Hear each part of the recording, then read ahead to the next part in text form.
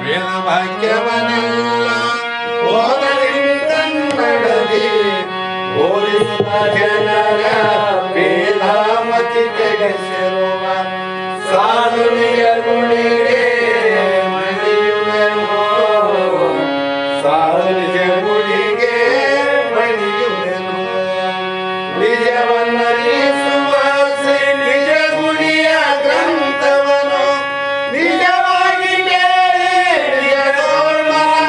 ಮುಳಗಿಸುವ ಸುಜನರಿಗೆ ನಿತ್ಯ ನಮಿಸುವೆನೋ ಸುಜನರಿಗೆ ನಿತ್ಯ ನಮಿಸುವೆನು ಬದ್ಧ ಜೀವನಿಗೆಲ್ಲ ಅದ್ವೈತ ಬೋಧದಿ ಸುಂದರನಾಗಿ ಗೈದ ಶ್ರೀ ಜಗಸಿದ್ಧ ಸಿದ್ಧರೂಢರಿಗೆ ನತನಕ್ಕೆ ಸಿದ್ಧರೂಢರಿಗೆ ನತನಕ್ಕೆ ಬಹಳ ಬಲ ವೇದಾಂತಕ್ಕೆ ಸರಿ ಬಹಳ ಗದ್ಯನಿಗೆ ಮತನಕ ಬಹಳ ಕೂಗುತ್ತಲಿಪ್ಪನೇ ಶಾಸ್ತ್ರವೆಂಬುವ ನದಿಗಳು ಬಹಳ ಶಕ್ತಿಯ ಸಿಂಹಗರ್ಜನೆ ಬಹಳ ಕೇಳಿದ ಬಳಿಕ ಕೂಗವು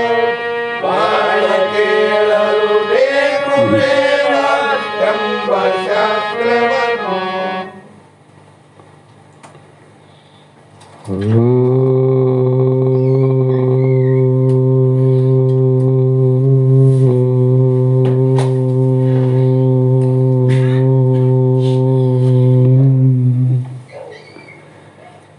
ಶೋಷಣಂ ಭವಸಿಂಧುಶ್ಚ ಜ್ಞಾಪನಂ ಸಾರಸಂಪದಃ ಗುರುಪಾದೋದಕಂ ಸೌಮ್ಯಕ ತಸ್ಮೈ ಶ್ರೀ ಗುರುವೇ ನಮಃ.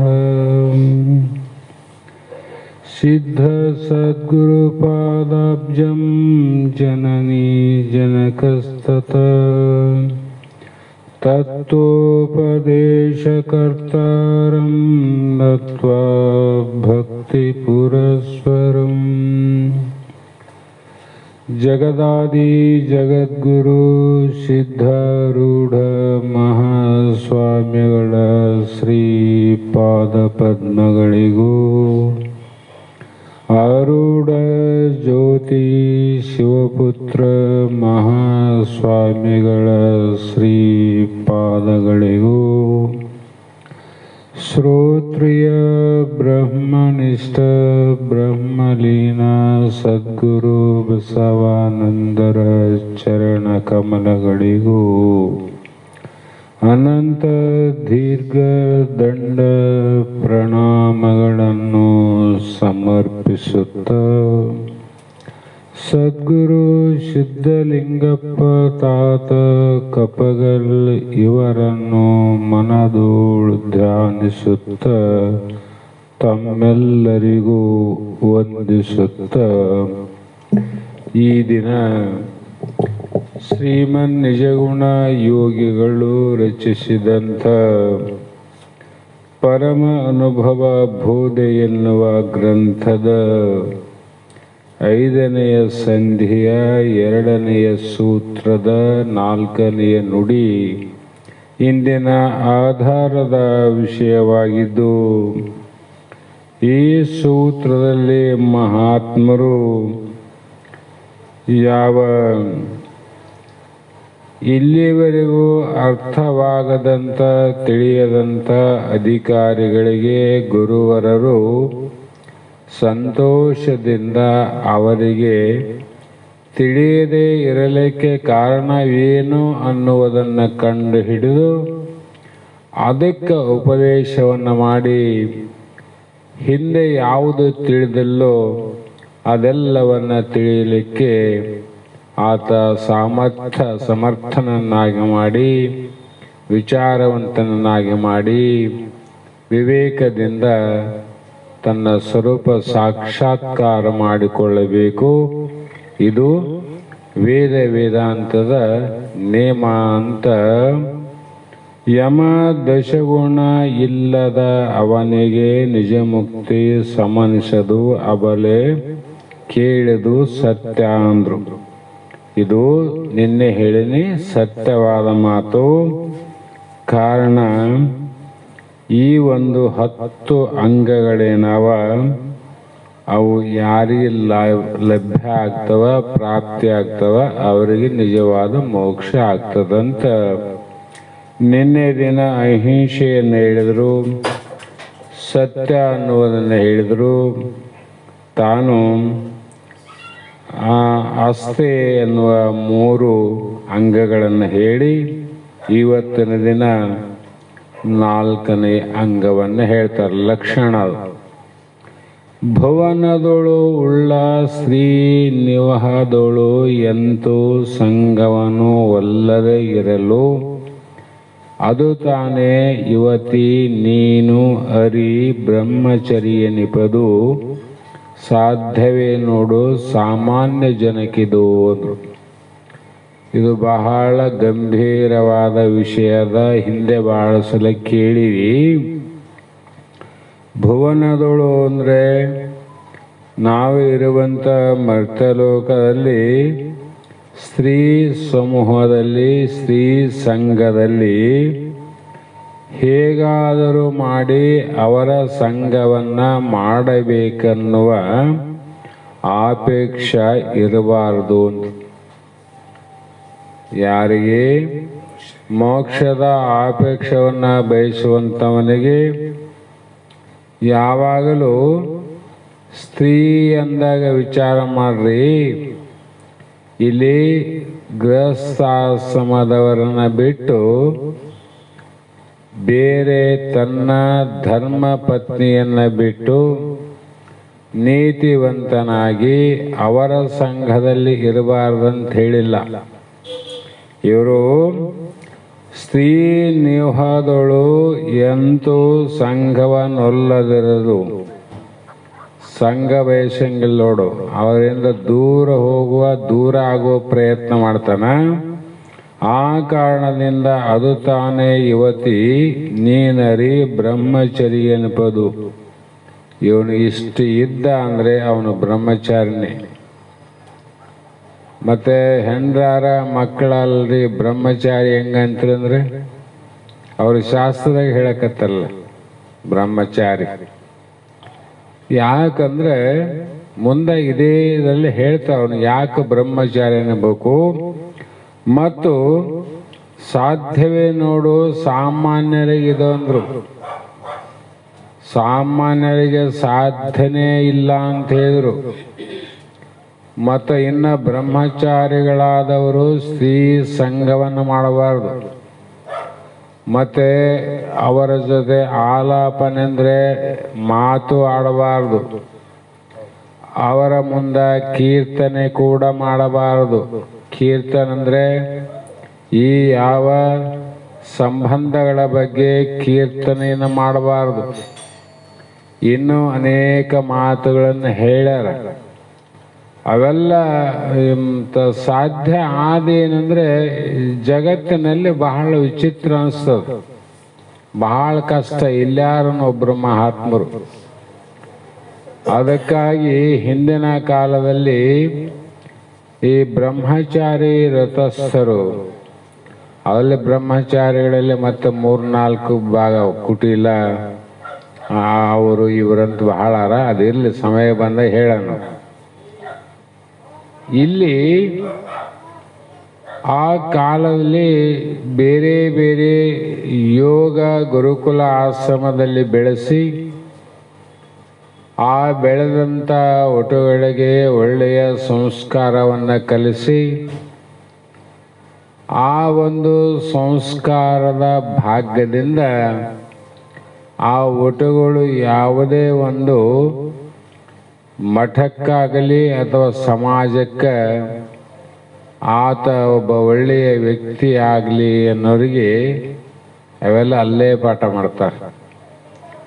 ಅದಕ್ಕಾಗಿ ಅಲ್ಲಿಂದ ಬಂದ ಮೇಲೆ ಅವ್ರು ಏನು ಅಂದರೆ ಬ್ರಹ್ಮಚಾರಿಗಳೇ. ಸ್ವತಃ ಅವ್ರೇನು ಮಾಡ್ತಾರ, ಸ್ಪರ್ಶನ ಮಾಡಬಾರ್ದಂತ ಸ್ತ್ರೀಯನ್ನ ಯಾವ ಕಾಲಕ್ಕೆ ಮುಟ್ಟಬಾರ್ದು. ಸ್ಪರ್ಶನ ಇಲ್ಲ, ಸಂಭಾಷಣೆ ಇಲ್ಲ, ಕೀರ್ತನೆ ಇಲ್ಲ, ಆಲಾಪನ ಇಲ್ಲ. ಇವ್ರ 4 ಸಂಘದ ಆಚೆಗಿದ್ದಂಥ ಬ್ರಹ್ಮಚಾರಿಗಳು ಸಿಗೋದು ಕಷ್ಟ ನೋಡ್ರಿ. ಈ ಕಾನೂನು ಹೇಳ್ಯಾರ ಅವರು, ಆ ಕಾನೂನನ್ನ ದಾಟಿ ನಡೆಯುವಂಥ ಬ್ರಹ್ಮಚಾರಿಗಳು ಸಿಗೋದು ಕಷ್ಟ. ಇಲ್ಲ ಅಂತ ಹೇಳಂಗಿಲ್ಲ ಶಾಸ್ತ್ರ, ಬಹಳ ಕಷ್ಟ. ಯಾಕಂದ್ರೆ ಇದು ಎಂತೆಂಥವ್ರನ್ನ ಏನೇನೋ ಮಾಡ್ಯಾರ, ಹೌದಲ್ರಿ? ಹಾಗಾಗಿ ನೀನು ಇದನ್ನ ತಿಳ್ಕೊ ಅಂತ ಹೇಳಿ ಅವರು ಮುಂದೆ ಆ ವ್ರತವನ್ನು ಆಚರಣೆ ಮಾಡಿದ್ರು ಕೂಡ ಎಷ್ಟೋ ಮಠಗಳಲ್ಲಿ ಗೃಹಸ್ಥಾಶ್ರಮದ ಮಠ ಬಿಡ್ಬೇಕ್ರಿ. ಗೃಹಸ್ಥಾಶ್ರಮದವನ್ನು ಬಿಡ್ಬೇಕು ಅವ್ರಿಗೆಲ್ಲ. ಇವರು ಬೇರೆ ಬೇರೆ ಇದ್ದಾರಲ್ಲ, ಅವರು ಸ್ವತಃ ಅಡಿಗೆಯನ್ನು ಮಾಡಿಕೊಂಡು ಪುರುಷರಿಂದನೇ ಎಲ್ಲ ಕಾರ್ಯ ನಡಿಬೇಕು. ಅವರು ಅಡಿಗೆ ಮಾಡೋರು ಪುರುಷರೇ, ಅವರಿಗೆ ಬಡಿಸೋರು ಪುರುಷರೇ, ಸೇವೆ ಮಾಡೋರು ಪುರುಷರೇ. ಒಟ್ಟಿನಲ್ಲಿ ಸ್ತ್ರೀ ಅನ್ನುವಂಥ ಅವರ ನಿವಾದಗಳಂತೂ ಅವರ ಸಮೂಹದಲ್ಲಿ ಯಾವುದೇ 4 ಇಲ್ಲ. ಹೀಗಾಗಿ ಇದ್ದರೆ ಅದು ಬ್ರಹ್ಮಚರ್ಯ ಎನಿಪದು ಸಾಧ್ಯವೇ ನೋಡು. ಸಾಮಾನ್ಯ ಜನರಿಗಿದು ಎಲ್ಲರಿಗೂ ಸಾಧ್ಯ ಅದೇನಂತಿದ್ದ. ಅದಕ್ಕೆ ತಾತ ಹೇಳಿದ್ನಲ್ಲ ನಿಮ್ಗೆ, ಇದು ಇಂದ್ರಿಯ ಸಂಬಂಧವಾದಂಥ ಏನು ಅರವಿಂದ, ಅಶೋಕ, ಚೂತ, ನೀಲೋತ್ಪಲ, ನವಮಲ್ಲಿಕ ಅನ್ನುವಂಥ ಕಾಮ ಬಾಣಗಳೇನವ, ಈ ಬಾಣವನ್ನ ಯಾವ ಜೀವಗಳಿಗೂ ಬಿಟ್ಟಿಲ್ಲ ಅಂದ್ರೆ ನಿನ್ನ ಬಿಡ್ತದೇನು? ಸಾಮಾನ್ಯ ಪ್ರಾಣಿ ಪಕ್ಷಿಗಳಿಗೂ ಬಿಟ್ಟಿಲ್ಲ ಇದು, ನಿನ್ನ ಹೇಗೆ ಬಿಡ್ತದ? ಅದಕ್ಕಾಗಿ ಇಂದ್ರಿಯ ಮತ್ತು ಚಂದ್ರ ಹೋವುದು ಒಂದೇ ರಂಧ್ರ. ಒಂದನ್ನು ಬಿಟ್ಟು ಒಂದನ್ನು ಹಿಡಿದರೆ ಆತನೇ ಮಹಾದೇವ ಸರ್ವಜ್ಞ. ಭಗವಂತ ಎಷ್ಟು ಚಂದ ಮಾಡ್ಯಾನಂದ್ರೆ ಒಂದೇ ರಂಧ್ರ, ಶಿಷ್ಣು ಅಂತಕ್ಕಂಥ ಮೂತ್ರ ಬಿಡುವಂತ ಒಂದು ಅಂಗದಲ್ಲಿ 2 ಹೋಗ್ತಾನ ನೋಡ್ರಿ. ಚಂದ್ರ ಹೋಗೋದು ಅಷ್ಟೇ, ಅಲ್ಲಿ ಮೂತ್ರನು ಹೋಗ್ತಾವ. 2ರಲ್ಲಿ ಎಷ್ಟು ವ್ಯತ್ಯಾಸ ಅದ ಅಂದ್ರೆ ಬಹಳ ವಿಚಿತ್ರ ಅದು. ಇದು ಸೂತ್ರ ಬಹಳ ಚಂದ ಮಾಡ್ಯಾನ ಭಗವಂತ. ಮೂತ್ರ ಹೋಗುವಾಗ ವೀರ್ಯ ಹೋಗೋದಿಲ್ಲ, ವೀರ್ಯ ಹೋಗುವಾಗ ಮೂತ್ರ ಹೋಗೋದಿಲ್ಲ ನೋಡ್ರಿ. ಇದನ್ನು ವಿಚಾರ ಮಾಡ್ರಿ. ಶಾಸ್ತ್ರ ಒಂದ್ ಕಡೆ ಇರಲಿ, ಅನುಭವ ವಿಚಾರ ಮಾಡ್ರಿ. ಭಗವಂತ ಹೇಗೆ ಸೃಷ್ಟಿ ಮಾಡ್ಯಾನಂತ ಒಂದೇನಂದ್ರ, ಮತ್ತೆ ಅಲ್ಯಾನ ಒಂದು ವಾಲು ಬಂದ್ ಮಾಡಿ ಒಂದು ವಾಲು ಓಪನ್ ಮಾಡೋದಿಲ್ಲ ಸಿಸ್ಟಮ್. ಅದೇನ್ ನಾವು ನೀರು ಈ ಕಡೆ ಬರ್ಬೇಕಾದ್ರೆ ಈ ಕಡೆ ವಾಲ್ ಬಂದ್ ಮಾಡ್ತೀವಿ, ಈ ಕಡೆ ಹೋಗ್ತಾವ, ಅದು ಸಹಜ. ಇದು ಏನಿಲ್ಲಲ್ಲ, ವ್ಯವಸ್ಥೆ ಹೆಂಗದ ಭಗವಂತಂದು. ಅದರಲ್ಲಿ ಒಂದು ಬಿಡಬೇಕು. ಏನು ಬಿಡಬೇಕು? ಈ ಮೂತ್ರ ಅನ್ನುವಂಥದ್ದು ಬಿಡಬೇಕು. ಅದು ಹಿಡಿದ್ರೆ ಸತ್ತೋದ್ರ ಮನುಷ್ಯ, ರೋಗ ಗುರಿ ಆತನ. ರೋಗ ಬರ್ತಾವಿಲ್ರಿ. ಆದ್ರೆ ಇನ್ನೊಂದು ಹಿಡಿದ್ರೆ ಆರೋಗ್ಯವಂತನ ಆತನ, ಚೈತನ್ಯ ಬರ್ತದೆ. ಹಾಗಾಗಿ ಅದು ಏನಾದ್ರೂ ವ್ಯವಸ್ಥೆ ಇದ್ರೆ ಒಂದು ತಡೆದು ಒಂದು ಬಿಡಕ್ ಬರ್ತಿತ್ತು, ಒಂದು ತಡೆದಾಗ ಇನ್ನೊಂದು ಬಿಡೋದು, ಇನ್ನೊಂದು ಬಿಟ್ಟಾಗ ಒಂದು ತಡಿಲಿಕ್ಕೆ ಬರ್ತಿತ್ತು. ಆದ್ರೆ ಇದು ಆ ರೀತಿ ವ್ಯವಸ್ಥೆ ಇಲ್ಲಲ್ಲ. ಹೇಗೆ ತಡಿಬೇಕು ಅಂತಂದ್ರೆ ವಿಚಾರ ಮಾಡೇ ತಡಿಬೇಕು. ಸುಮ್ಮನೆ ತಡ್ಲಿಕ್ಕಾಗ್ತದ? ವಿಚಾರ ಮಾಡಬೇಕು. ಅದು ಮಹಾತ್ಮರು ಹೇಳ್ತಾರೆ, ನನಗೆ ಅತ್ಯಂತ ಬಿಡಲಾರದಂತ ವಿಷಯ ನಿನ್ನ ಬೆನ್ನ ಹತ್ತಿತ್ತು ಮನಸ್ಸಿನಲ್ಲಿ, ಅದು ರಾಕ್ಷಸನಾಗಿ ನಿನ್ನ ಕಾಡ್ತಿತ್ತು ಅಂದ್ರೆ ಅದನ್ನ ಬಿಡುವ ಪ್ರಯತ್ನ ಮಾಡು. ಆವ ಅನುವಿಂದಾದರು ಬಿಡಬೇಕಾದ್ರೆ ಹೇಳ್ಯಾರ ನಿಜಗೊಂಡ್ರು. ಆವ ಅನುವಿನಿಂದ ಬಿಡುವುದೇ ರೂಪ ಕಾರ್ಯ ಬೀಜ ಅಂತ ಹೇಳ್ಯಾರ. ಬೆಟ್ಟ ಮೇಲೆ ಪುನಃ ಎರಗದಿರುವುದೇ ಎಲ್ಲ ವಿಷಯಕ್ಕೆ. ಆದರೂ ಕೂಡ ಇದು ಮಾತ್ರ ಬಹಳ ದೊಡ್ಡ ವಿಷಯ, ದೊಡ್ಡ ವಿಷಯ. ಯಾವಾಗ ಇದನ್ನು ತಡಿಲಿಕ್ಕೆ ಸಾಧ್ಯ ಆಗ್ತದ್ರಿ ಅಂದ್ರೆ, ಬಹಳ ಸಲ ಹೇಳಿ ನಾನು, ಯಾವಾಗಂದ್ರೆ ರಾವಣ ಸೀತೆಯನ್ನ ಲಕ್ಷ್ಮಣ ರೇಖೆಯನ್ನ ದಾಟಿಸಿ ಮೋಸದಿಂದ ಆಕೆಯನ್ನ ತಂದು ಅಶೋಕವನದಲ್ಲಿಟ್ಟ. ನೋಡ್ರಿ ಅವಂದು ಎಷ್ಟದ, ಶೋಕವನ ಅಂತ ಹೇಳಿಲ್ಲ, ಅಶೋಕವನ ಅಂತ ಅದ. ಅಲ್ಲಿನೂ ಮರ್ಮಿಟ್ಟಾರ ಅವರು. ಅವನಿಗೇನು ದೊಡ್ಡ ವಿಷಯ ಇತ್ತು, ದಾರ್ಯಾಗ ಹೋಗುವಾಗನೇ ಆಕೆಯನ್ನ ಏನಾದರೂ ಕರುವಿರದಿಂದ ಮತ್ತೊಂದು ರೀತಿಯಿಂದ ಆಕೆಯನ್ನ ಕೆಡಿಸೋದಾಗಿತ್ತು ರಾವಣ. ಅಲ್ಲಿ ತನ ಹೋಗೋದು ಬಿಟ್ಟು ಮತ್ತೆ ಆಕೆಯ ಅಶೋಕವನದಲ್ಲಿ ಇಟ್ಟು ಕಾವಲುಗಾರನಿಟ್ಟು ಆಕೆಗೆ ಮಾತನ್ನ ಕೊಟ್ಟು ಇಷ್ಟೆಲ್ಲ ಪ್ರಯತ್ನ ಮಾಡದ ಅವಶ್ಯಕತೆ ಏನಿತ್ತು? ಕಾಮುಕನಾಗಿದ್ದರೆ ವಿಚಾರ ಇತ್ತು ಅವನಲ್ಲಿ. ಆದರೂ ಕೂಡ ಆಕೆ ಏನು ಶಪಥ ಮಾಡಲು ರಾವಣಗಂದ್ರೆ, ನೀನು ಬೇಕಾದ ಹೇಳು, ಏನೋ ಬೋಧನೆ ಮಾಡು, ಏಕಪತಿ ರಥಸ್ಥಳು ನಾನು, ರಾಮನನ್ನ ಬಿಟ್ಟು ಇನ್ನೊಬ್ಬ ಪುರುಷನನ್ನ ಕಣ್ಣೆತ್ತಿ ನೋಡೋದಿಲ್ಲ, ಆಮೇಲೆ ಮುಟ್ಟೋದು ದೂರ ಉಳಿತಲ್ಲಕ್ಕೆ. ಕಣ್ಣೆತ್ತಿ ನೋಡೋದಿಲ್ಲ, ಮುಟ್ಟೋದು ಹೇಗೆ ಬಂತು ಅಂದಾಗ, ಹಲವಾರು ದಿನ ಅಶೋಕವನದಲ್ಲಿ ಇಟ್ಟು ಆಕೆಗೆ ಬುದ್ಧಿವಾದವನ್ನು ಹೇಳಿದ, ಅನೇಕ ರೀತಿಯ ವಿಚಾರವನ್ನ ಮುಂದಿಟ್ಟ. ಆಕೆ ಒಪ್ಪದೆ ಇರುವ ಒಂದು ನಿರ್ಣಯ ನಿಶ್ಚಯ ರಾವಣನಿಗೆ ಪಕ್ಕ ಆದಾಗ ವಿಚಾರ ಮಾಡಿದ, ಇದಕ್ಕೆ ಪರಿಹಾರ ಏನು ಅಂತ ವಿಚಾರದಲ್ಲಿದ್ದ.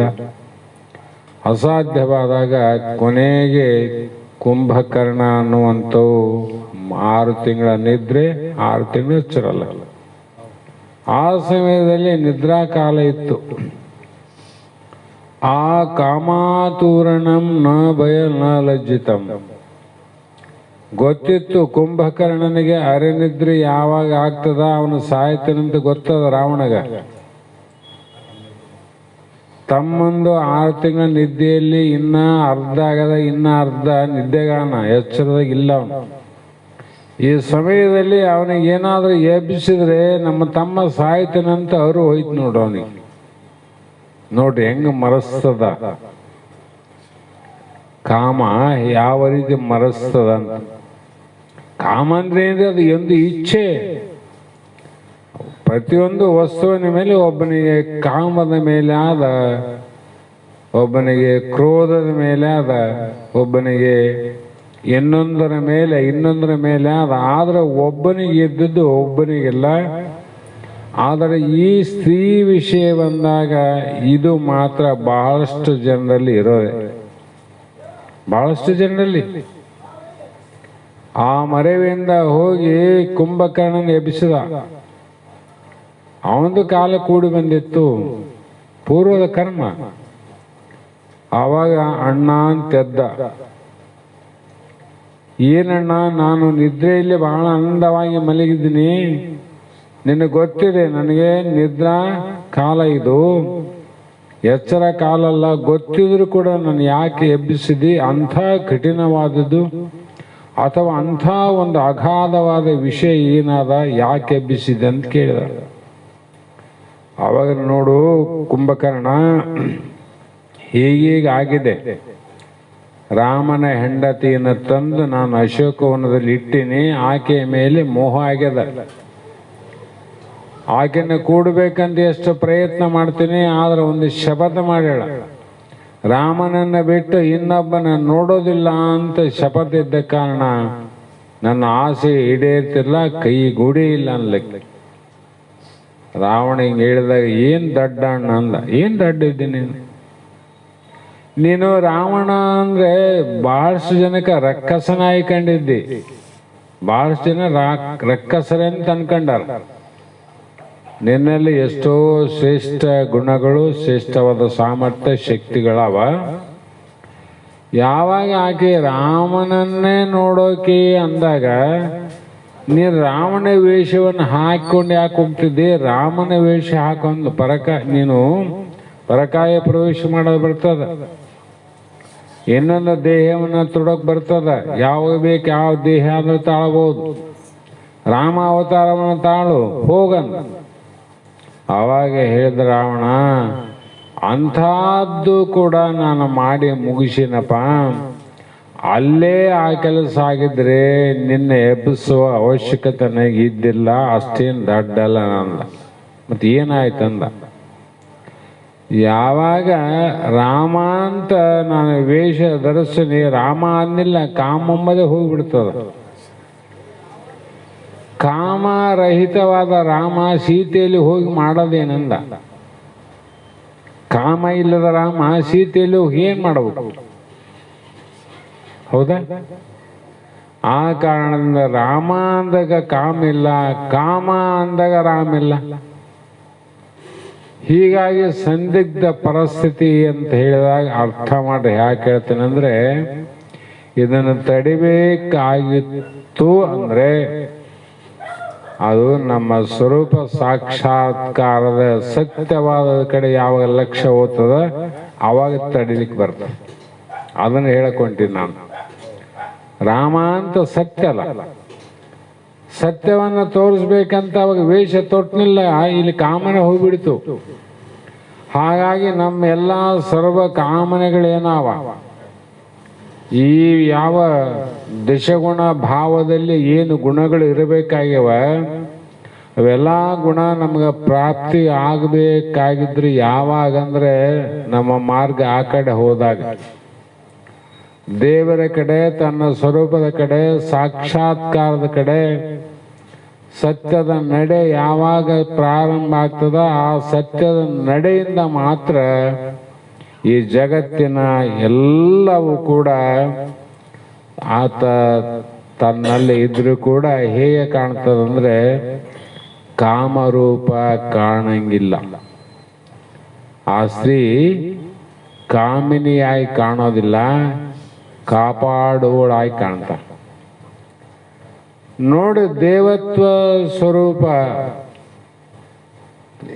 ದೇವರು ಎಷ್ಟೋ ಜನ ಹೆಣ್ಣು ದೇವರುಗಳು ಉಂಟಲ್ಲ, ದೇವರಲ್ಲಿ ಕಾಮಭಾವ ಮಾನವನಿಗೆ ಬಂದದೇನು?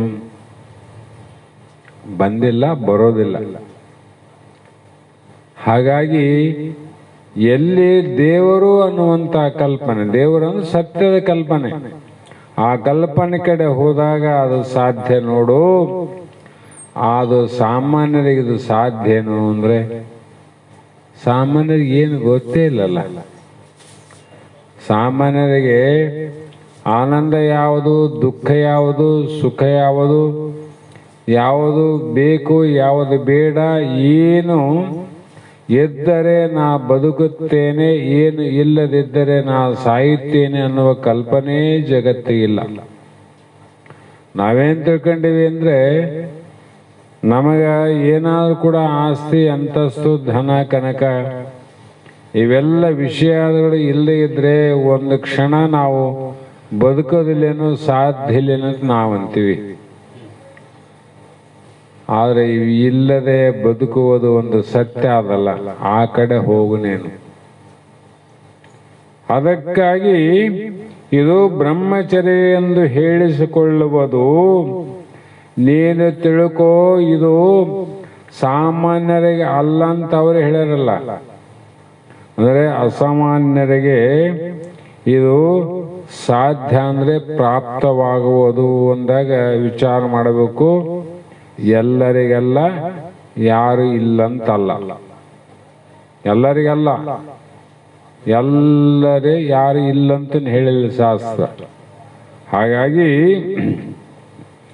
ಇದು ಯಾಕೆ ಇವನಿಗೆ ಹೆಂಡ್ರು ಯಾರ ಮಕ್ಕಳಾರ ಅವ್ರ ಸಮೂಹದಲ್ಲಿ ಇರಬಾರ್ದಂತ್ರಿ, ಸಂಘದಲ್ಲಿ ಇರಬಾರ್ದಂತ್ರಿ, ಅವರು ಕೂಡ ಮಾತಾಡಬಾರ್ದಂತ್ರಿ, ಅವರು ಕೂಡ ಚೇಷ್ಟೆ ಮಾಡಬಾರ್ದಂತ್ರಿ. ಮೊದಲು ಹೇಳಿದ್ನಲ್ಲ 4, ಅವು 4 ಇರಬಾರ್ದಂತ ಹೇಳ್ರಿ. ಎಲ್ಲ ಕೂಡಿಕೊಂಡು ಕುಂತು ನೀವೇ ಹೇಳಕತ್ತಿಲ್ಲ, ನಿಮ್ದೇನು ಗತಿ ಅಂತ ಪ್ರಶ್ನೆ ಬರ್ತಾವ. ಅದಕ್ಕೆ ಹೇಳಿದ್ರೆ ಅವರು, ಇದು ನಾನು ಈಗ ಮುಂದೆ ಹೇಳುವಂತ ಮಾತು ನೀವು ಒಪ್ಪು ಅಥವಾ ಬಿಡು, ನೀ ಬಿಡು ಅಥವಾ ಒಪ್ಪು. ಆದರೆ ನಾನು ಶ್ರುತಿ ಮತ ಮುನಿಗಳ ಸಮ್ಮತವಾದ ನುತ ಬ್ರಹ್ಮಚಾರಿಯರ ಬಗ್ಗೆ ಹೇಳ್ತೀನಿ, ಅದನ್ನು ಕೇಳಂದ್ರು. ನುತ ಬ್ರಹ್ಮಚಾರಿ ಇದು ಜಗತ್ತಿನಲ್ಲಿ ಸ್ತುತಿಯನ್ನ ಸ್ತೋತ್ರವನ್ನು ಮಾಡಿಸಿಕೊಳ್ಳುವವನು. ಯಾರಿಂದ ಅಂದ್ರೆ ಶ್ರುತಿ ಮತ ಮುನಿಗಳ ಸಮ್ಮತ ಸಾಮಾನ್ಯ. ಅದಕ್ಕೆ ಧನ್ಯೋ ಗೃಹಸ್ಥಾಶ್ರಮ ಅಂದರ ಈ ಮಾತಿಗೆ ಅಂದದ್ದು. ಉಳ್ದೋಕ ಧನ್ಯ ಅಂತಿರ್ಲಿ, ಮುಖ್ಯವಾದ ಧನ್ಯ ಅಂದ್ರೆ ಇದೇ ನೋಡ್ರಿ. ಏನಪ್ಪಾ ಅಂದ್ರೆ ಋತುಮತಿಯಾದ ಕಾಲವನ್ನು ಮೀರದೆ ನಿಜ ಸತಿಯೊಳು ರತಿ ಸುಖ ಒಡೆವದು ನುತ ಬ್ರಹ್ಮಚರ್ಯನಿಪದು ಎಂದು ತಿಳಿ ನೀನು ಶ್ರುತಿ ಮತವಿದು ಸಾರ ಹೃದಯಳೆ ಎಂದು. ಅಂದ್ರೆ ನಾನು ಈಗ ಹೇಳ್ತಕ್ಕಂಥ ವಿಚಾರ ತಾತ್ಪರ್ಯ ನಿನಗೆ ಗೊತ್ತದ ಮೈತ್ರ, ಗೊತ್ತದ ನೋಡು. ಗೊತ್ತದಂದ್ರೆ ಸೂಕ್ಷ್ಮ ವಿಚಾರ ಮಾಡಬೇಕು. ಗೊತ್ತದಂದ್ರೆ ಅನುಭವ ಆದಂತೆ ಅರ್ಥ ಆಯ್ತಿಲ್ಲ.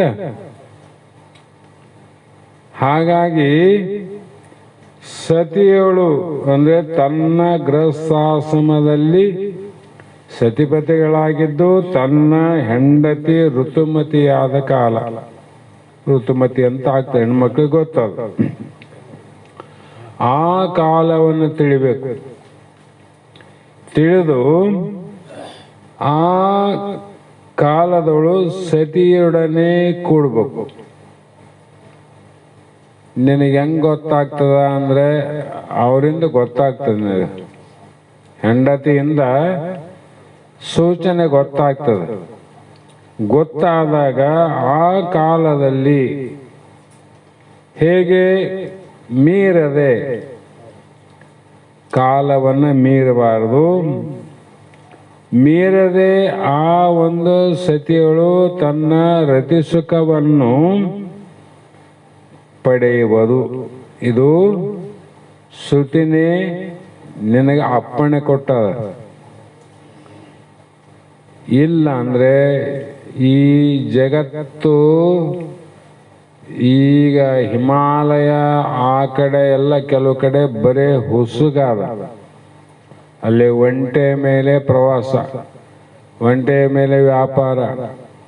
ನೀರು ಬೇಕಾದ್ರೆ ಒಂಟೆಯ ಡುಬ್ಬವನ್ನು ಹೊಡೆದು ನೀರು ಕುಡಿತಾರಂತಲ್ಲಿ. ಅಂಥ ಒಂದು ಮರುಭೂಮಿ. ಹುಸಿಗೆ ನೋಡು, ಬೀಜ ಬಿತ್ತಿದ್ರೆ ಅದು ಬೆಳಿತದೇನು? ಹುಸಿಗಿನಲ್ಲಿ ಕಾಲ ಇಡಕ್ ಬರಂಗಿಲ್ಲ. ಅಂಥದ್ರಲ್ಲಿ ಬೀಜ ಬಿತ್ತಿದ್ರೆ ಮೊಳಕೆ ಹೊಡಿತದೆ. ಅಲ್ಲಿ ಬಿತ್ತಲ್ಲ. ಅದರಂತೆ ಈ ಜಗತ್ತಿನಲ್ಲಿ ಈ ಮಹಾತ್ಮ ಹೇಳಿದಂತ ಒಂದು ಮಾತನ್ನು ಹೇಳದೇ ಇದ್ರೆ ಈ ಭಾರತ ದೇಶದ ಭೂಮಿ ಎಲ್ಲ ಬಂಜರ್ ಆಗ್ತಿತ್ತು. ಬಂಜರ್, ಬರೇ ಹುಸಿಗಂಗ ಬರೇ ಬಯಲಿರ್ತಿತ್ತು. ಪ್ರಜಾ ಉತ್ಪತ್ತಿ ಎಲ್ಲಿದ್ದಾತಿತ್ತು? ಪ್ರಜೆಗಳ ಉತ್ಪತ್ತಿ ಎಲ್ಲಿದ್ದಾತಿತ್ತು? ಪ್ರಜಾ ಉತ್ಪತ್ತಿ ಇದ್ದಿಲ್ಲ ಅಂದ್ರೆ ಪ್ರಜಾಪಿತನೇ ಇಲ್ಲ, ಪ್ರಜಾಪತಿನೇ ಇಲ್ಲ, ಯಾವ ದೇವರಿಲ್ಲ, ಯಾವ ಭಕ್ತಿಲ್ಲ, ಯಾವ ಮನುಷ್ಯ ಇಲ್ಲ. 84 ಲಕ್ಷ ಜೀವರಾಶಿಗಳು ತೋರ್ಲಿಕ್ಕೆ ಇಲ್ಲಿ ಸಾಧ್ಯ ಇದ್ದಿಲ್ಲ. ಅದಕ್ಕಾಗಿ ಶ್ರುತಿಯಲ್ಲಿ ವೇದ ಸಮ್ಮತವಾಗಿ ಅಪ್ಪಣೆ ಕೊಟ್ಟಿದೆ.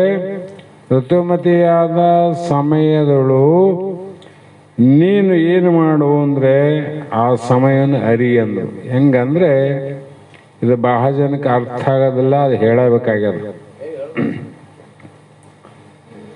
ಈಗ ರೈತ ಭೂಮಿಗೆ ಬೀಜ ಹಾಕ್ಬೇಕಾಗ್ಯದ.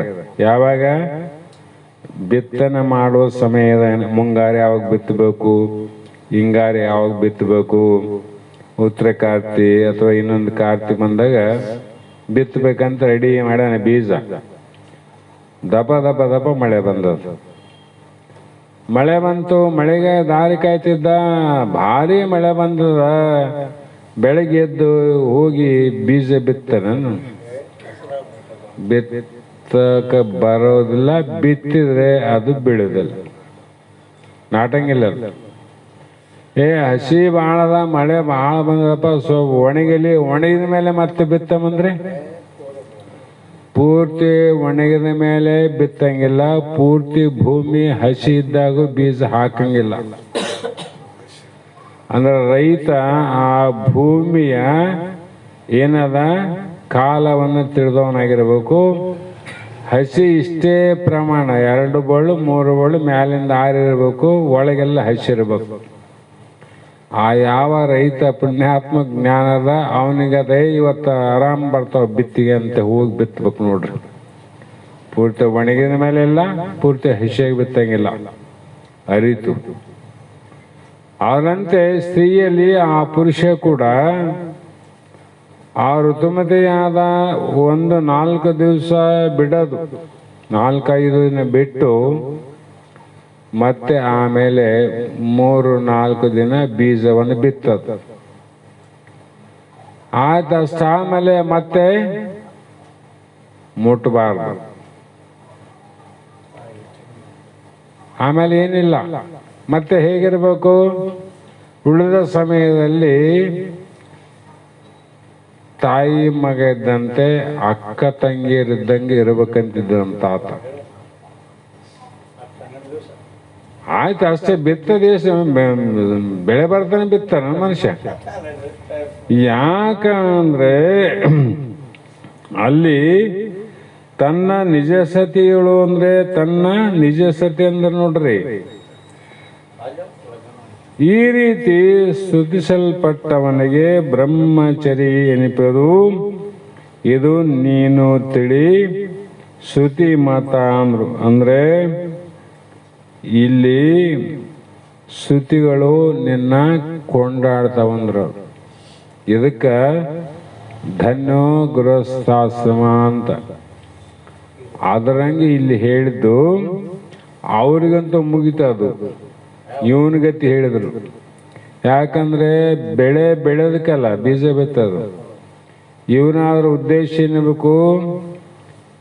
ಪ್ರಜಾ ಉತ್ಪತ್ತಿಗಂತ ಇರಬೇಕು ವಿನ ಮೋಹಕ್ಕಂತಲ್ಲ. ಪ್ರಜೋತ್ಪತ್ತಿ ಎಷ್ಟಿಲ್ಲ, ಮತ್ತೇನಾಗದ. ಹಾಗಾಗಿ ಅತಿ ಗಂಭೀರ ಮತ್ತು ಅತಿ ಸುಖರೂಪವಾದದ್ದು ಇನ್ನೊಂದು ಗುಣ ಯಾವುದಂದ್ರೆ ಮುಂದೆ ಹೇಳ್ತಾರ, ಸ್ತುತಿ ನಿಂದೆಗಳು ಸಂತಸವಿಲ್ಲ, ನೋವಿಲ್ಲ. ಅತಿಶಯಮೆನೆ ತನಗೆನಿಸುವ ಸ್ಥಿತಿಯೇನೇ ಕ್ಷಮೆ ಎಂದು ತಿಳಿಯುವುದು. ನೀನು ಅತಿ ಹಿತವಿದು ಸಕಲ ಸಜ್ಜನರಿಗೆ ಅಂದರು. ಇದಕ್ಕೇನಂದ ಕ್ಷಮೆ ಅಂತ ನೋಡ್ರಿ. ಕ್ಷಮಿಸಪ್ಪ ಅಂತ ಅನ್ನಂಗಿಲ್ಲ. ತಪ್ಪು ಮಾಡಿವಿ ಕ್ಷಮಿಸು, ಅದೊಂದು ದೊಡ್ಡ ಗುಣ ಅಂತಾರ, ಸಾಮಾನ್ಯ ಅಲ್ಲ. ಯಾಕಂದ್ರೆ ನಮ್ಮವರು ತಪ್ಪು ಮಾಡಿದಾಗ ನಾವು ಕ್ಷಮೆ ಮಾಡೋದೇನು ದೊಡ್ಡಾಗದಲ್ಲ. ಅನ್ಯರಿಗೆ ನಾವು ತಪ್ಪು ಮಾಡಿದಾಗ ಅನ್ಯವರು ಬೇರೆಯವರು ಕೂಡ ನಮ್ಮನ್ನ ಕ್ಷಮಾ ಗುಣವುಳ್ಳವರಾದರೆ ಅದು ನಿಜವಾದ ಕ್ಷಮೆ. ವೈರಿಗಳು ನಮ್ಮನ್ನ ಕ್ಷಮಿಸಿ ಅನ್ಬೇಕು. ನಾವು ಕೆಟ್ಟದ್ದು ಮಾಡಿದಾಗ ಅವ್ರ ವೈರಿಗಳ ಪ್ರೇಮಿಗಳ, ಅವ್ರ ವೈರಿಗಳೇ ಅಲ್ಲ. ಅಂಥ ವೈರಿಗಳು ಕೂಡ ಸ್ತುತಿ ನಿಂದೆಗಳು ಸಂತಸವಿಲ್ಲ ಅಂದರು. ತನ್ನನ್ನು ಜನರು ಸ್ತುತಿ ಮಾಡಿದ್ರೇನು ಹಿಗ್ಗಬಾರದು, ನಿಂದಿಸಿದರೆ ಕುಗ್ಗಬಾರದು. ಈ ರೀತಿ ಹಿಗ್ಗು ಕುಗ್ಗುಗಳಿಲ್ಲದೆ ಗಂಭೀರವಾದ ಸ್ಥಿತಿಯಲ್ಲಿರುವುದೇನದ ಅದೇ ಕ್ಷಮೆ ಅಂತಾರೆ. ಜನರು ನಮ್ಮ ಬಗ್ಗೆ ಏನನ್ನ ಆಡನಬಹುದು, ಸ್ತುತಿನ ಮಾಡಬಹುದು, ನಿಂದೆನ ಮಾಡಬಹುದು. ಅವರು ಉಳ್ಳವರು ಅಂತ ಅಹಂಕಾರ ಪಡುವರು, ಇಲ್ಲವರಂತ ನಿಂದೆ ಪಡೋ ಮಂದಿನ ಇರ್ಬೋದು. ಅವರು ಉಳ್ಳವರು ಅಂತ ಏನೇ ಮಾಡಲಿ, ಇಲ್ಲದವ್ರಂತ ಏನೇ ಮಾಡಲಿ, ಇದ್ದವ್ರೇನು ಬಂಗಾರ ತಿನ್ನಂಗಿಲ್ಲ, ಇಲ್ದವನೇನು ಮಣ್ಣು ತಿನ್ನಂಗಿಲ್ಲ. ಹೌದಲ್ಲ? ತಿಳ್ಕೋಬೇಕಲ್ಲ ಸಮಾಧಾನಕ್ಕೆ. ಅವ್ರು ಇದ್ದವರು ಏನು ನಮ್ಮಲ್ಲಿ ಬಂಗಾರ ಇಲ್ಲ ಅಂತ ಅನ್ಬೋದು. ಬಂಗಾರ ತಿಂತಾರೇನು ಅವರು? ಅವರು ಮಣ್ಣೇ ತಿನ್ನಬೇಕು, ಮಣ್ಣಿನಲ್ಲಿ ಬೆಳೆದದ್ದೇ ಉಣಬೇಕು, ಕೊನೆಗೆ ಮಣ್ಣಿನಲ್ಲೇ ಹೋಗ್ಬೇಕಲ್ಲ. ಹೀಗಾಗಿ ಅವರು ವಿಶಾಲವಾದ ದೃಷ್ಟಿ ಭಾವದಿಂದ ನೋಡಿದಾಗ ಯಾವ ಹಿಗ್ಗು ಇಲ್ಲ, ಕುಗ್ಗು ಇಲ್ಲ. ತನ್ನ ಸ್ಥಿತಿಯಲ್ಲೇ ತಾನು ಇರುವುದೇನಾದ ಸಂತೋಷನೂ ಪಡಂಗಿಲ್ಲ, ಅವ್ರ ದುಃಖನೂ ಪಡಂಗಿಲ್ಲ. ಯಾವುದು ನಿನ್ನ ಪಟ್ಟಿ ಅಂದ್ರೆ ಅದು ಎರಡನೇದು ನಿನ್ಗೆ ಯಾರು ನೋಡಿ ಗುರಿ. ಅದು ಭಾಳ ಸಂತೋಷ ಪಡೋದಂದ್ರೆ ಒಂದ್ ದಿವಸ ದುಃಖ ಪಡ್ತಿದ್ದೆ ಅಂತ ತಿಳ್ಕೋಬೇಕು. ಒಂದಿನ ದುಃಖ ಪಡ್ತಿದ್ದಿ ಅಂದ್ರೆ ಮತ್ತೊಂದಿನ ಸಂತೋಷ ಪಡಬಹುದು ಅಂತ ತಿಳ್ಕೊ. ಆದ್ರೆ ಇವೆರಡು ಕೂಡ ಶಾಶ್ವತ ಅಲ್ಲ. ಹಗಲು ರಾತ್ರಿ ಇದ್ದಂಗೆ ನೋಡ್ರಿ ಇವು. ಹೀಗಾಗಿ ಈ ಗುಣ ಏನದ, ಯಾರು ಕ್ಷಮಾ ಗುಣವುಳ್ಳವರಾಗಿ ನಾವು ಸತ್ಪುರುಷರು ಸಜ್ಜನರು ಅಂತ ಏನು ಕರೆಸ್ಕೊಳ್ಬೇಕಂದ್ರೆ, ಸಜ್ಜನರು ಸತ್ಪುರುಷರಂತ ನೀನು ಸುಮ್ಮನೆ ಅನ್ನಂಗಿಲ್ಲ ತಮ್ಮ ಅಂತಾರ. ಸುಮ್ಮನೆ ಹೆಂಗ ಅಂತಾರ ನಿನಗೆ? ಹಾಗಾಗಿ ನೀನು ಅನ್ನಿಸ್ಕೋಬೇಕು ಅಂತ ಇತ್ತು, ಅದು ಕೆಟ್ಟದೆ, ಇಲ್ಲಂತಲ್ಲ, ಕೆಟ್ಟದೆ. ಆದ್ರೆ ನಾನು ಒಳ್ಳೆಯವನಾಗಬೇಕಪ್ಪ, ಜನ ನಮ್ಮಲ್ಲಿ ಕೆಟ್ಟವನಂತಿದ್ರು, ಈಗ ಒಳ್ಳೆಯವರಾದ್ರೂ ಅನಿಲಿ ಅಂತ ಒಂದು ಭಾವ ಇತ್ತಂದ್ರೆ ಅದು ನಿನ್ನ ಸಜ್ಜನರ ಗುಣ ಅಂತಾರ ಅವರು. ಅದು ಒಳ್ಳೆಯ ಗುಣ, ತಿದ್ದಿಕೊಳ್ಳೋ ಪ್ರಯತ್ನ ಅದ, ತಪ್ಪೇನದು? ಹಾಗಾಗಿ ಇದು ಬಹಳ ಹಿತವಾದದ್ದಂದ್ರು. ಯಾವ ಗುಣ ಇದ್ರೇನಿರ್ಲಿಕ್ಕೇನೋ ಕ್ಷಮಾ ಗುಣ ಅತಿ ಬಹಳ ಹಿತ ಅಂತಾರವರು. ಎಲ್ಲನ ನೋಡ್ರಿ ನಮ್ಮನ್ನ ಕ್ಷಮೆ ಮಾಡ್ರಿ ಅಂತ ಇಷ್ಟು ಬೇಡ್ಬಿಟ್ರೆ ಎಂಥ ಕಷ್ಟದಿಂದ ಅದು ಕೂಡ ದೂರ ಆಗ್ತಾರ ಮನುಷ್ಯ, ಅವನು ಪಾರ ಆಗ್ತಾರ. ಅಂತ ಬಂತಿಲ್ಲ ವೈತ್ ನೋಡು, ಅಹಂಕಾರಕ್ಕೆ ಹೋಗಿಬಿಡ್ತದ. ಹಾಗಾಗಿ ಇಲ್ಲಿ ಕೂಡ ಯಾರಿಗೆ ಹೇಳಕತ್ತಾರ ಅಂದ್ರೆ ಅದನ್ನು ವಿಚಾರ ಮಾಡ್ರಿ. ಸಗುಣ ಯೋಗವನ್ನ ಹೇಳುವಂತವರಿಗೆ ಅದನ್ನ ಬಿಡಬಾರದು. ಮತ್ತೆ ಧೈರ್ಯವಂತನಾಗಿರ್ಬೇಕಂತಾರ. ಧೈರ್ಯ ಇರ್ಬೇಕು ಮನುಷ್ಯನಿಗೆ. ಧೈರ್ಯವೇ ಸರ್ವತ್ರ ಸಾಧನ. ಧನ ಧಾನ್ಯ ಸುತ ಮಿತ್ರ ವನಿತಾದಿ ಹಾನಿಗಳು ಇನಿತು ರಾಗ ಅನುರಾಗ ಮನದೊಳಗೆ ತನ್ನ ಮನಕ್ಕೆ ವಿಕೃತಿ ದೂರದು ಇರಲು ಅದೇ ಧೃತಿ ಎಂದು ವನಿತೆ ನೀನು ಅವತರಿಸು ಒಲವಿಂದೆ ಅಂದ್ರು. ಹೇಗಂದ್ರೆ ಪ್ರೇಮದಿಂದ ನೀನು ನಾನು ಹೇಳೋ ಮಾತನ್ನು ನಿಶ್ಚಯ ಮಾಡು. ನೀನು ಮಾಡಲಿಲ್ಲ ಅಂದ್ರೆ ದುಃಖ ನಿನಗಾಗ್ತದ. ಕಾರಣ ಏನಂದ್ರೆ ಬಹಳ ಸಂಕಷ್ಟ ಕಾಲ ಬರ್ತಾವ, ಬಂದು ಹೋಗಿರ್ತಾವ. ಕೆಲವು ಮಂದಿಗೆ ಬಂದು ಅನುಭವ ಮಾಡಿದ್ರಾರ, ಕೆಲವರು ಬಂದೇ ಇಲ್ಲಿ ನಮ್ಮ ಜೀವನದಂಗಂದ್ರೆ ಮುಂದೆ ನಿನಗೆ ಬರಂಗಿಲ್ಲ ಅಂತ ತಿಳ್ಕೊಬೇಡ ಅಂತಾರೆ ಮಹಾತ್ಮರು. ಬಂದಿಲ್ಲ ಅಂದ್ರೆ ಬರ್ತದ ನೋಡು.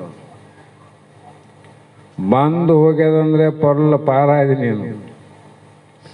ಇನ್ನ ಬಂದಿಲ್ರಿ ನಮಗಂದ್ರೆ ಮುಂದೆ ನಿನ್ನ ಕುತ್ತ ಅದಂತ. ಹೌದು. ಹಾಗಾಗಿ ಇಲ್ಲಿ ಧನ ಅಂದ್ರೆ ನಾವು ಗಳಿಸಿದ ಬಂಗಾರ ಇರ್ಬೋದು, ಬೆಳ್ಳಿ ಇರ್ಬೋದು, ರೊಕ್ಕ ರೂಪಾಯಿ ಏನೇ ಇದ್ರು ಎಲ್ಲ ದ್ರವ್ಯ, ಇವು ಕಳವಾಗ್ತಾವಲ್ಲ. ಧಾನ್ಯ ಅಂದ್ರೆ ಕಾಳು, ಇವನು ಕಳವಾಗ್ಯಾವ. ರಾಶಿ ಮಾಡಿ ಕುಂಪಿ ಹಾಕಿದಾಗ ಬೆಂಕಿ ಹೆಚ್ಚೋಗ್ಯಾರ, ರಾಶಿ ಮಾಡಿ ಕುಂಪಿ ಹಾಕಿದಾಗ ಕಳ್ಳರು ತುಂಬ್ಕೊಂಡು ಹೋಗ್ಯಾರ, ಇವಾಗವೆ. ಮತ್ತೆ ಸುತ ಅಂದ್ರೇನು? ಪುತ್ರ ಮೋಹ. ಇವನು ಕಳಿತಾನೆ, ಇವನು ಕಳೆದ್ರೆ ಇವನು ಓದ್ತಾರ ಒಮ್ಮೆ. ಅಂದ್ರೇನು? ಒಂದು ವೇಳೆ ನೀನು ನೆಚ್ಚಿದಂತ ಮಗ ನಿನಗ ಕಳೆದಂದ್ರೇನು? ಸತ್ನ ಅಂತ ಇಟ್ಕೋ, ಅಥವಾ ಊರು ಬಿಟ್ಟು ಹೋಗನಂತ ಇಟ್ಕೋ. ಎಷ್ಟೋ ಮಂದಿ ಮಗ ಕಳೆದನಪ್ಪ, ಇಲ್ಲಿ ಹುಡುಕಿದ್ರು ಸಿಕ್ಕಿಲ್ಲ ಅಂತಾರೆ, ಅದನ್ನು ಕಳವೆ ಅಂತ ಅನ್ಬೋದು, ಇಲ್ಲಂತಲ್ಲ. ಮಿತ್ರ ಅಂದ್ರೆ ಗೆಳೆಯ, ವನಿತಾ ಆದಿ ಅಂದ್ರೆ ಎಲ್ಲ ಬಂತು. ವನಿತಾ ಆದಿ ಅಂದ್ರೆ ಎಲ್ಲ ಸಂಪತ್ತಿನಿಂದ ಹಿಡ್ಕೊಂಡು ಬಂಧು ಬಳಗ, ಅಣ್ಣ ತಮ್ಮ ಅಕ್ಕ ತಂಗಿ ತಂದೆ ತಾಯಿ ಓಸು ಬಂದಿದ್ರ.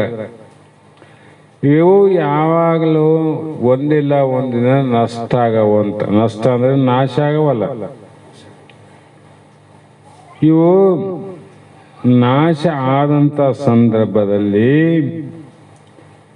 ಇನಿತು ರಾಗ ಅಂದ್ರೆ ಸ್ವಲ್ಪ ಆದರೂ ಕೂಡ ಅವುಗಳಲ್ಲಿ ಮನಸ್ಸನ್ನ ಇಡದೆ ಅವಳ ಮೇಲೆ ಮನಸ್ಸು ಆಯ್ತು. ಎಷ್ಟು ಮಂದಿ ಏನು ಕಾಳ್ಕೊಂಡೋಗ್ಯ ಸಾಯ್ತಾನ, ಅದು ಚಿಂತೆ ಸತ್ತೋಗ್ಯ. ಜಗತ್ತಿನ ವಿಪರ್ಯಾಸ, ಅಜ್ಞಾನದ ಆಟ, ಮಾಯೆ ಅಂದ್ರೆ ಸಾಮಾನ್ಯ ಇಲ್ಲ. ಸತ್ತವ್ರನ್ನ ಬದುಸಕ್ಕಂತೂ ಯಾರಿಗೂ ಸಾಧ್ಯ ಇಲ್ಲ. ಸಾವಂತೂ ಯಾರಿಂದ ಯಾರಿಗೂ ಬರೋದಲ್ಲ. ಇವೆರಡು ನಿಶ್ಚಯ ಅವ. ಜನನ ಮರಣ ನಿಶ್ಚಯ ಅದ. ಆಮೇಲೆ ಯಾವುದು ಹುಟ್ಟದನ್ನ ಸಾಯೋದಾದ. ಸತ್ತದ್ದು ಮರಳಿ ಬರೋದಂತೂ ಎಂದೂ ಇಲ್ಲವೇ ಇಲ್ಲ. ಎಷ್ಟಿದ್ರೂ ಕೂಡ ನಾವು ಬದುಕಿದವರು ಸತ್ತದ್ದನ್ನ ಚಿಂತೆ ಮಾಡಿ ನಾವು ಜಲ್ದಿ ಸಾಯ್ತೀವಲ್ಲ, ಇದಕ್ಕೆ ಏನನ್ಬೇಕು? ಇದೇ ಅಜ್ಞಾನ. ಅದನ್ನ ನಾವಂತೂ ಅದು ಉಳಿಸೋಕ್ಕೂ ಬರೋದಲ್ಲ, ಅದು ಕೊಲ್ಲಕ್ಕೂ ಬರಂಗ, ನಮ್ಮ ಕೈಗಂತಿಲ್ಲ. ಅದು ಆಯ್ತಪ್ಪ ಅಂದ್ರೆ ಮುಂದೆ ಅದನ್ನ ಪಡಿಲಿಕ್ಕಂತೂ ಜಗತ್ತಿನಲ್ಲಿ ಯಾವುದೂ ಇಲ್ಲವೇ ಇಲ್ಲ. ಅದಕ್ಕೆ ಉಪಾಯನಿಲ್ಲ, ಮುಗಿತದ. ಹಣೆ ಬರ ದೇವ ಬರ. ಇಷ್ಟೆಲ್ಲ ಗೊತ್ತಿದ್ದು ಸತ್ತದನ್ನ ಚಿಂತನೆ ಮಾಡಿ, ಇಲ್ಲ ವಸ್ತು ಇಲ್ಲ, ಬರೀ ವಾಸನೆ ಚಿಂತನೆ ಮಾಡಿ ಮಾಡಿ ಮಾಡಿ ಮಾಡಿ ರೋಗಕ್ಕೆ ತುತ್ತಾಗೋದು. ಅನ್ನ ಹೋಗೋಲ್ತು, ನೀರು ಹೋಗೋಲ್ತು, ಕಾಯಿಲೆ ಬಂತು, ಏನೇನ ಬಂತು. ಏನ್ ನರಳಾಟ ಆಯ್ತು, ಗುದ್ದಾಟ ಆಯ್ತು. ಇದ್ರಿಗೆ ಏನ್ ಮಾಡೋದಾದ ನಾವು? ಏನೇನು ಸ್ವಲ್ಪ ಆದ್ರೂ ನಮ್ಗ ಭಗವಂತ ಕೊಟ್ಟನ ಅಧಿಕಾರ ಇಲ್ಲ. ಇದ್ರೂ ಕೂಡ ಏನು ಮಾಡೋದು ಅಂದ್ರೆ, ಇದಕ್ಕ ಈ ರೀತಿ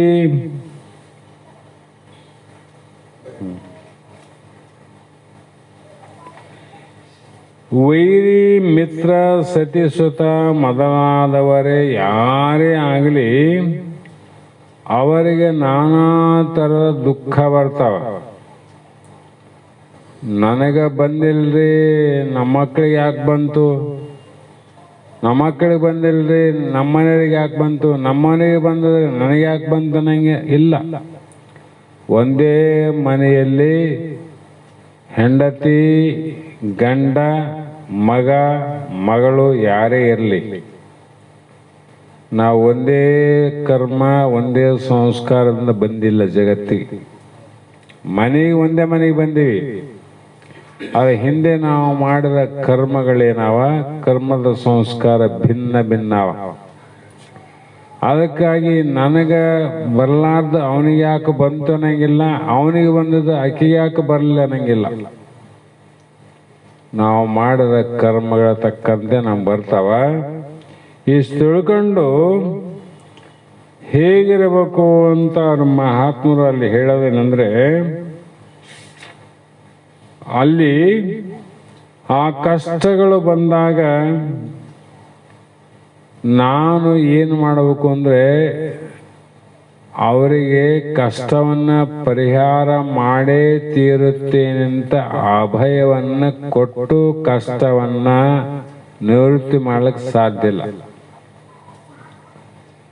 ಸಾಧ್ಯ ಅದ, ಆದರೆ ಒಂದು ಸಾಧ್ಯದ, ಅವರಿಗೆ ಧೈರ್ಯವನ್ನು ಕೊಡೋದು. ಇದೇನು ಸೂತ್ರ.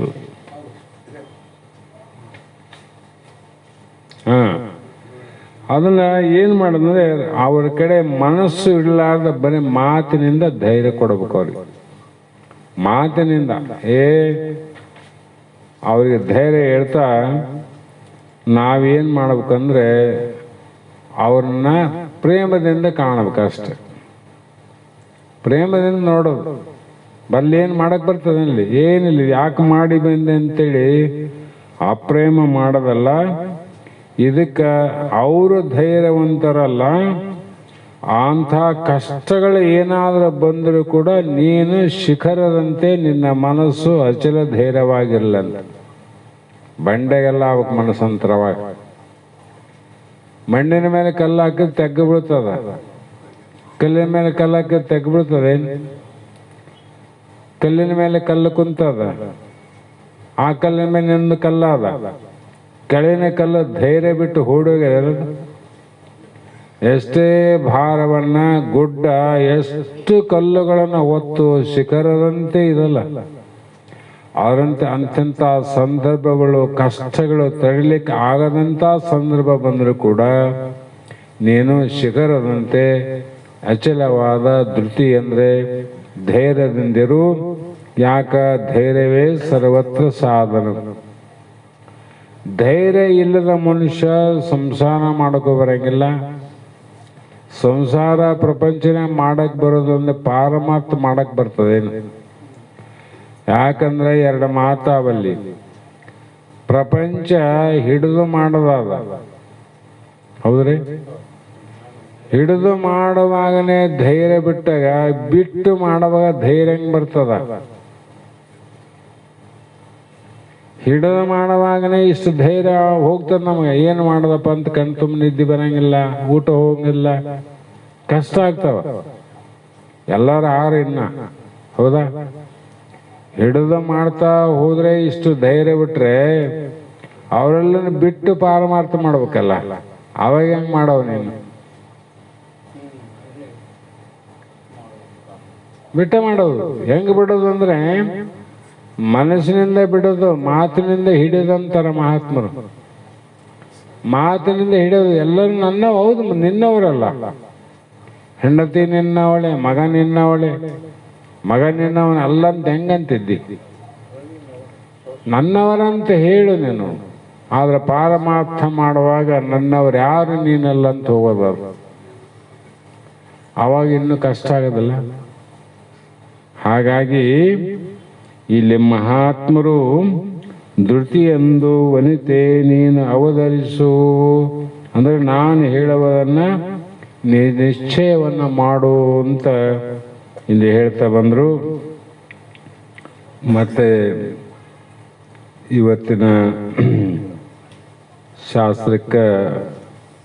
ಶಾಸ್ತ್ರದ ವಾಕ್ ಪುಷ್ಪಗಳನ್ನ ಸದ್ಗುರುಗಳ ಶ್ರೀಚರಣಕ್ಕೆ ಸಮರ್ಪಿಸಿ ಮತ್ತೆ ನಾಳೆ ದಿನ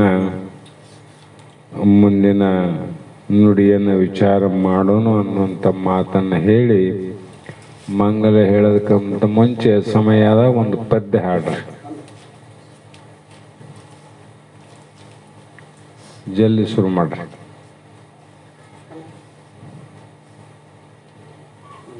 ಶಿವಾಯ ನಮಃ ಓಂ, ಶಿವಾಯ ನಮಃ ಓಂ, ಶಿವಾಯ ನಮಃ ಓಂ, ಶಿವಾಯ ನಮಃ ಓಂ. ಶಿವಾಯ ದರಿಯ ಬೋಧವ ಬಿಟ್ಟು ಗುರುಪಾದ ಸೇವೆಯಲ್ಲಿ ಬರ್ತೀರಾ, ಇಲ್ಲೇ ಇರ್ತೀರಾ?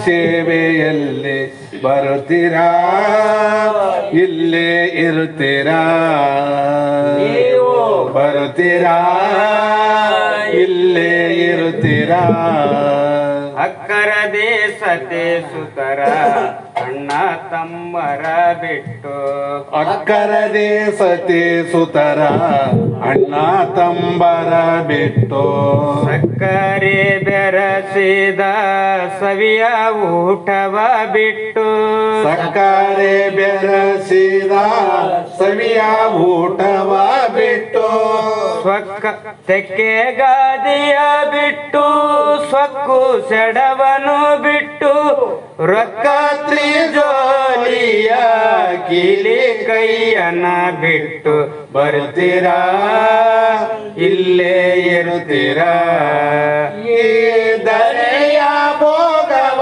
ಬಿಟ್ಟು ಗುರುಪಾದ ಸೇವೆಯಲ್ಲಿ ಬರುತ್ತೀರಾ ಇಲ್ಲೇ ಇರುತ್ತೀರಾ ನೀವು ಬರುತ್ತೀರಾ ಇಲ್ಲೇ ಇರುತ್ತೀರಾ ಇಷ್ಟ ಮಿತ್ರರ ಬಿಟ್ಟು ದುಷ್ಟ ಚಟಗಳ ಬಿಟ್ಟು ಇಷ್ಟ ಮಿತ್ರರ ಬಿಟ್ಟು ದುಷ್ಟ ಚಟಗಳ ಬಿಟ್ಟು ಕಟ್ಟಿದ ಕಲ್ಲಿನ ಮನೆ ಕಟ್ಟಿದ ಮನೆ ಬಿಟ್ಟು ಕಟ್ಟಿದ ಕಲ್ಲಿನ ಮನೆ ಕಲ್ಲಿನ ಮನೆ ಬಿಟ್ಟು ಅಷ್ಟ ವೈಭವ ಬಿಟ್ಟು ಅಧಿಕಾರ ಮದ ಬಿಟ್ಟು ಕುಟಿಲ ಸಂಸಾರದ ಕಿಟಕಿಟಿಯನ ಬಿಟ್ಟು ಬರುತ್ತೀರಾ ಇಲ್ಲೇ ಇರುತ್ತೀರಾ ಈ ದರೆಯ ಭೋಗವ ಬಿಟ್ಟು ಗುರುಪಾದ ಸೇವೆಯಲ್ಲಿ ಬರುತ್ತೀರಾ ಇಲ್ಲೇ ಇರುತ್ತೀರಾ ನೀವು ಬರುತ್ತೀರಾ ಇಲ್ಲೇ ಇರುತ್ತೀರಾ ಕಂಠ ತಗಲವ ಮಾಡಿ ಗಳಿಸಿದ ಹೊಲ ಬಿಟ್ಟು ತಂಟೆ ತಗಲವ ಮಾಡಿ ಗಳಿಸಿದ ಹೊಲ ಬಿಟ್ಟು 8 ಎತ್ತಿನ ಕಮಟ ಎಲ್ಲ ಐಶ್ವರ್ಯ ಬಿಟ್ಟು 8 ಎತ್ತಿನ ಕಮತ ಎಲ್ಲ ಐಶ್ವರ್ಯ ಬಿಟ್ಟು ನೆಂಟ ಬಂಟರ ಕೂಡ ಗುದ್ದಾಡುತ್ತ ಗಂಟಲಾರಕೊಂಡು ಗಳಕೆ ಮಾಡದು ಬಿಟ್ಟು ಬರುತ್ತೀರಾ ಇಲ್ಲೇ ಇರುತ್ತೀರಾ ಈ ಧರೆಯ ಭೋಗವ ಬಿಟ್ಟು ಗುರುಪಾದ ಸೇವೆಯಲ್ಲಿ ಬರುತ್ತೀರಾ ಇಲ್ಲೇ ಇರುತ್ತೀರಾ ನೀವು ಬರ್ತೀರಾ ಇಲ್ಲೇ ಇರುತ್ತೀರಾ ಕಾಮ ಕ್ರೋಧವ ಬಿಟ್ಟು ಹೇಮಹಾವನ ಬಿಟ್ಟು ಕಾಮ ಕ್ರೋಧವ ಬಿಟ್ಟು ಹೇಮ ಅವನವ ಬಿಟ್ಟು ನೇಮ ನಿತ್ಯ ಬಿಟ್ಟು ತಮಸ ಗುಣ ಸುಟ್ಟು ನೇಮ ನಿತ್ಯವ ಬಿಟ್ಟು ತಾಮಸ ಗುಣ ಸುಟ್ಟು ಸ್ವಾಮಿಯ ಕೂಡಿ ರಾಮಲಿಂಗನ ಪಾದ ನೇಮಾದಿ ಬದಿಸುವೆ